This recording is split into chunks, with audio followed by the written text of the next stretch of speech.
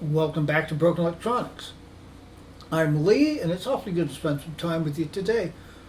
Now, while it may not always seem that way, if you've seen other videos on this channel, I actually do own and use some comparatively modern Macs. In fact, I recently did a video where I installed a 1TB SSD into this late 2015 MacBook Pro, which had no drive at all. And consequently, I was able to get it very cheap. Now, that SSD was pulled from this early 2015 MacBook Pro 13-inch.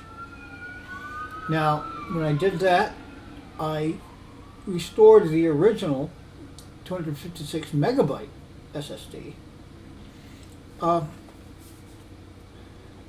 which I thought had Catalina, but I guess I'd done it before Catalina, so it still had Mojave, but yeah, that's fine. Now, that would be fine. I'm pushing, not really close, but kind of close to the halfway point.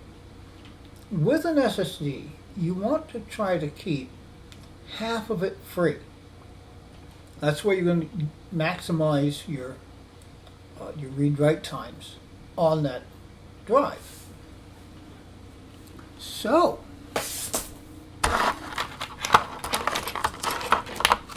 I have here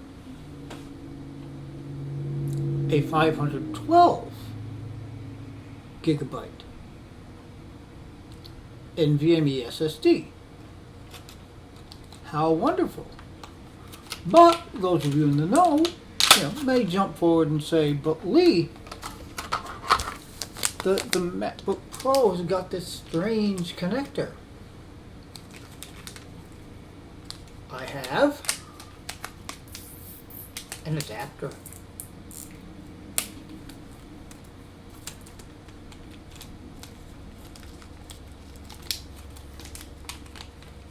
Will come out of the static free bag,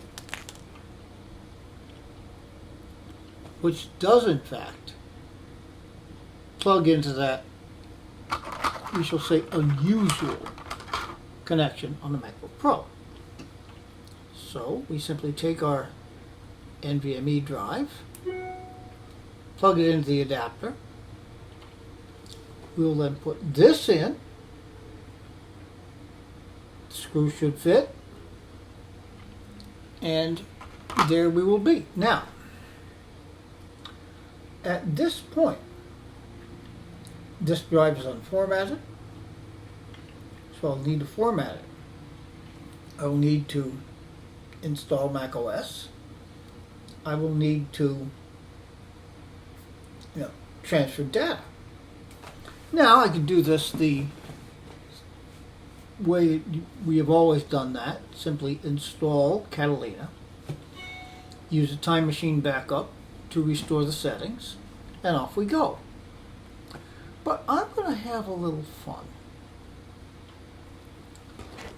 I have here a Thunderbolt 2 cable. Fairly short, but should be long enough to do the job. And, how nice, the MacBook Pro has a Thunderbolt 2 port.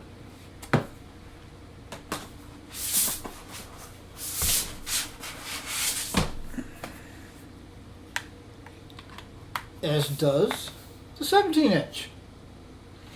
So my plan is, once I have put in a new SSD, is to put the 13-inch MacBook Pro into target disk mode,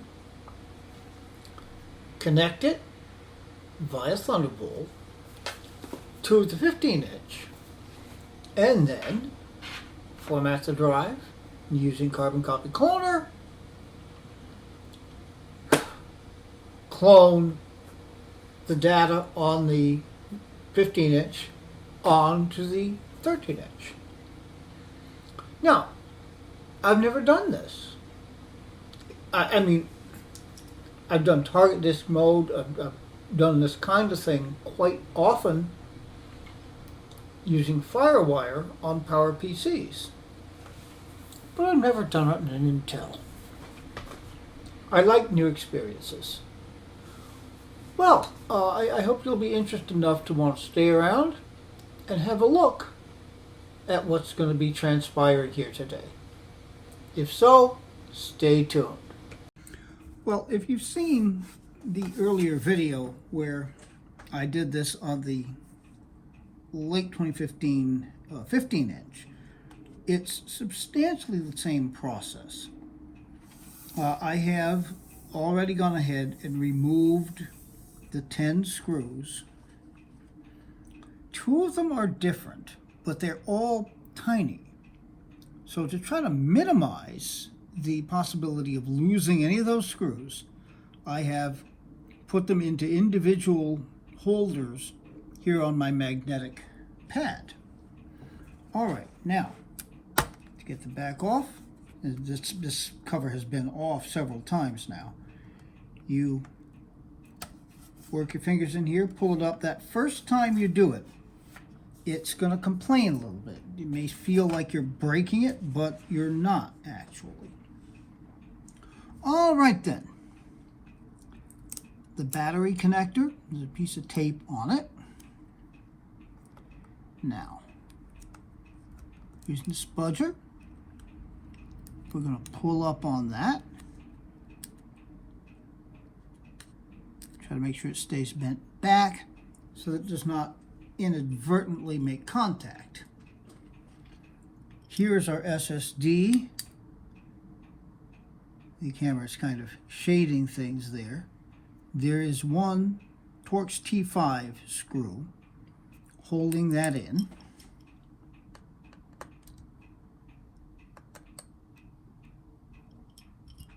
Wrong screwdriver? Yes, wrong screwdriver. Okay. I don't know why they use those pentalobe screws in the back. I have never run across another situation using pentalobe screws. Okay. This comes up. They're just trying to make your life difficult so you won't go into this. All right? Out it comes. Now, see, with the adapter on there, it's about the same length, so the screw should work. And it goes.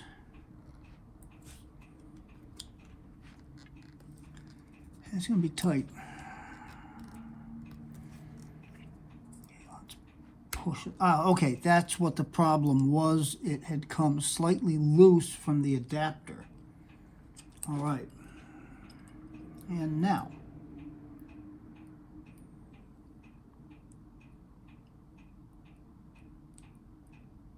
okay, I'll try to magnetize this.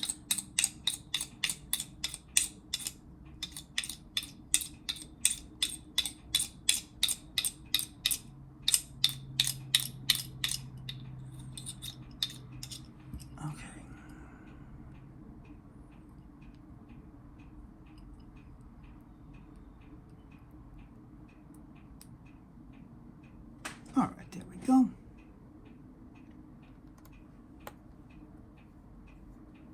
That's in place and screwed in. That simple. Put the battery connector back down, pop it into place. It's got protective tape over it. Push that back down.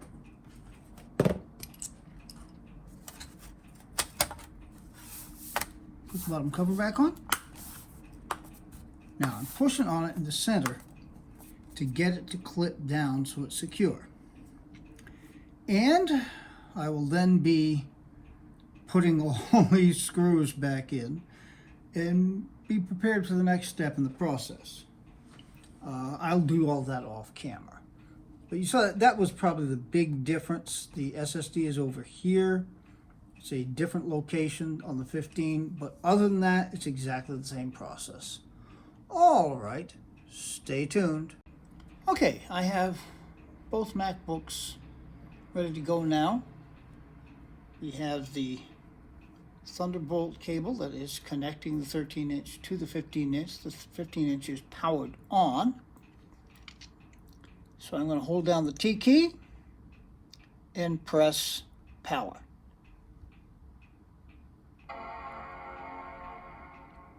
And wow, that was really quick.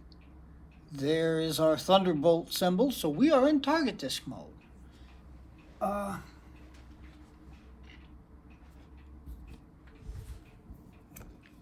And it says here on the desktop that the disk I inserted is not readable by this computer. Aha! So it is in fact treating it as though it were a disk.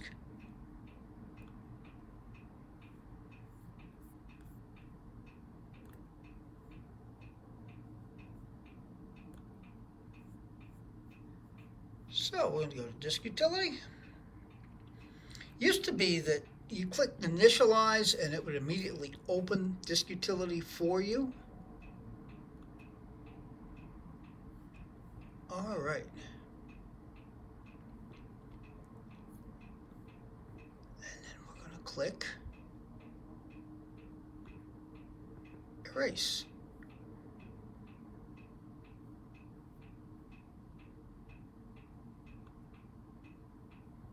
Okay, I'm going to put APFS, GUID partition map.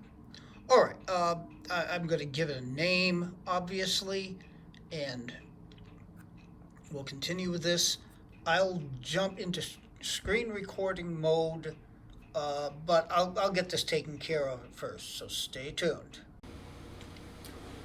Okay, I neglected to activate my microphone for this, so I'm going to have to do a voiceover, which we're doing now.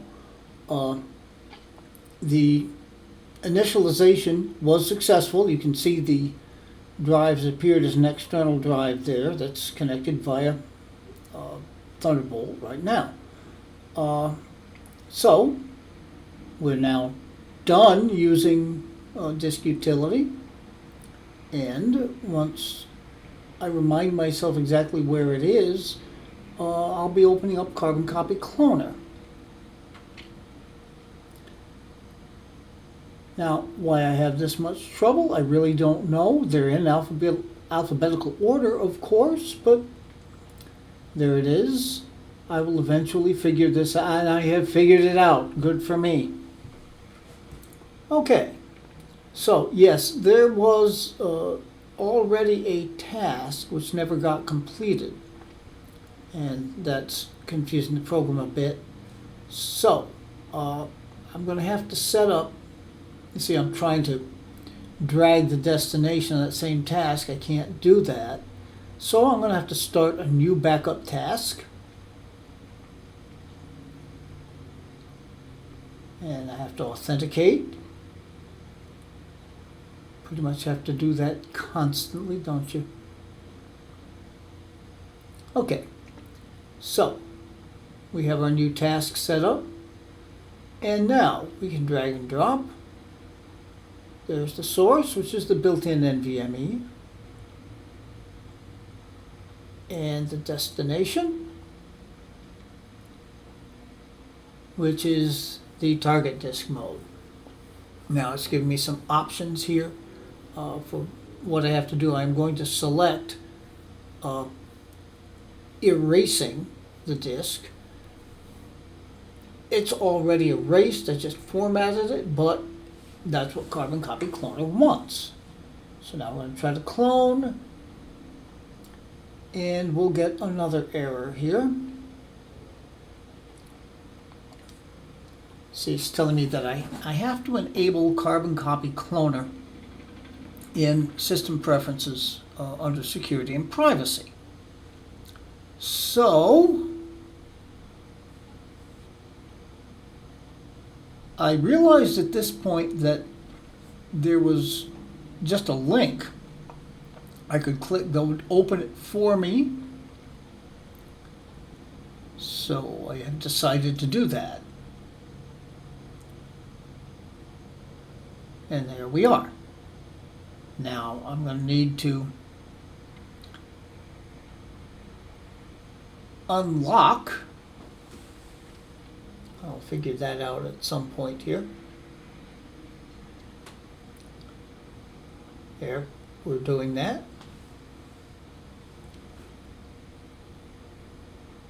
Okay, so we're unlocked, and now we're dragging.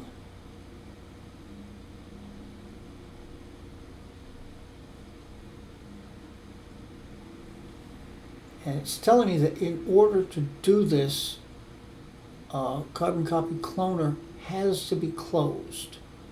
So we're dragging it, and we're allowing it to close itself here. Okay, so we have now successfully added Carbon Copy Cloner. Lock it again, and by golly, you've got to authenticate again even to lock it. I suppose it's good. Security and privacy is good, but boy, Catalina makes it harder than ever.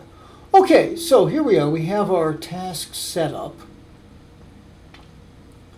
Should be ready to go here. And once I had verified that everything is what it's supposed to be,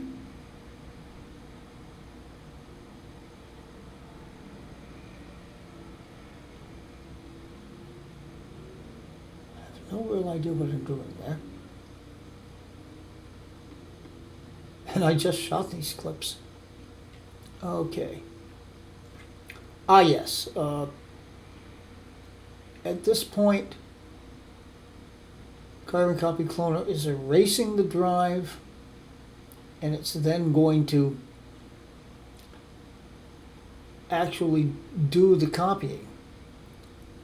Now, what astonished me, I actually stopped the clip and started it again, but it was amazing to me just how quickly it went.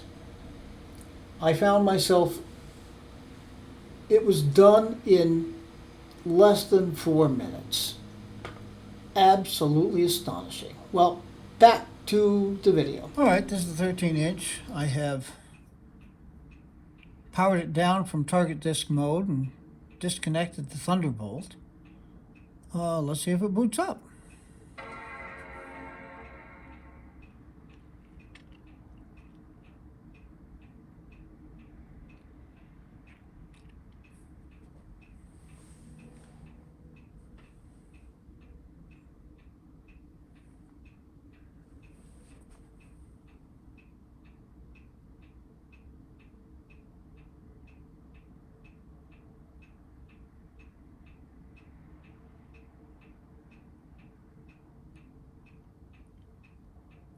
Well, that's a promising sign.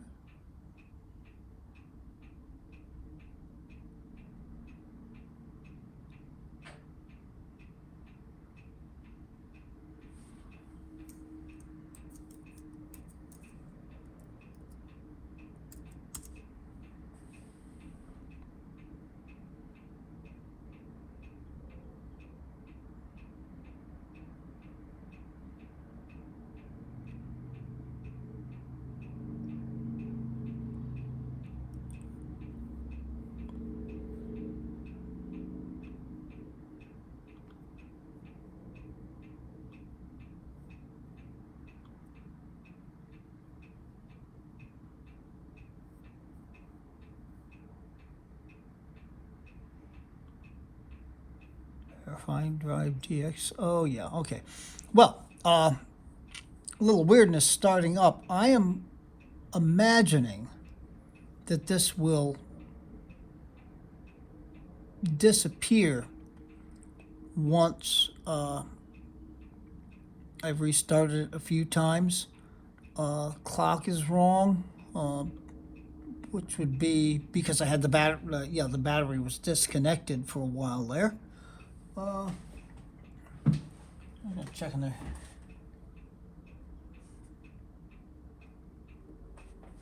Yep. So it's about close to 2.5, 3 hours off. All right, so Drive DX is checking up the drive, being new, and 0 issues found. Overall health ranking, 100%. Lifetime left indicator, 100%. These health indicators, 100%. So, we are in a good place. All right. Yeah, I'll restart it a few times just to make sure those glitches are gone.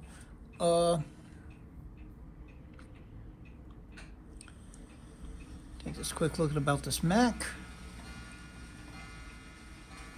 13-inch, early 2015, 2.7 gigahertz dual core i5.